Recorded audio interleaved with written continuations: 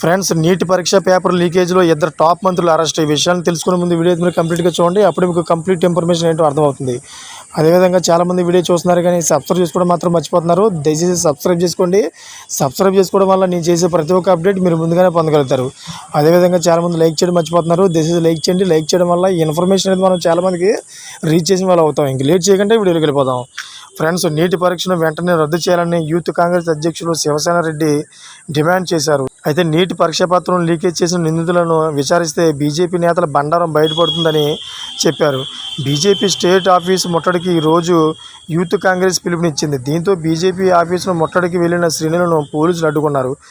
దీంతో పోలీసులకు వారికి మధ్య వాగ్వాదం జరిగింది. దీంతో అక్కడ కొద్దిసేపటి వరకు ఘర్షణ వాతావరణం నెలకొంది. బీజేపీ ప్రభుత్వం విద్యార్థులకు తీరని అన్యాయం చేసిందని మండిపడ్డారు. కేంద్ర ప్రభుత్వానికి వ్యతిరేకంగా నినాదాలు చేశారు. అనంతరం శివసేన రెడ్డి మీడియాతో మాట్లాడుతూ నీటి లీకేజీలో 14 మంది కేంద్ర మంత్రుల ప్రమేయం ఉందని సంచలన ఆరోపణలు చేశారు. అంతేకాకుండా వారిలో 2 మంత్రులు అరెస్టు కాబోతున్నారని వాపోయారు. వారి పిల్లల భవిష్యత్తు కోసం నీటి పేపర్ లీకేజ్ చేశారని విమర్శలు చేశారు.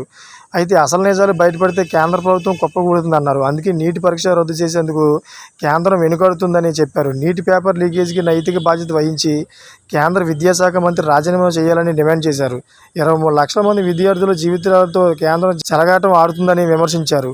అయితే పార్లమెంటు ముట్టడికి సిద్ధమవుతామని అన్నారు. పార్లమెంట్లో నీటి మీద ప్రశ్నిస్తామని పేర్కొన్నారు. Thank for watching friends.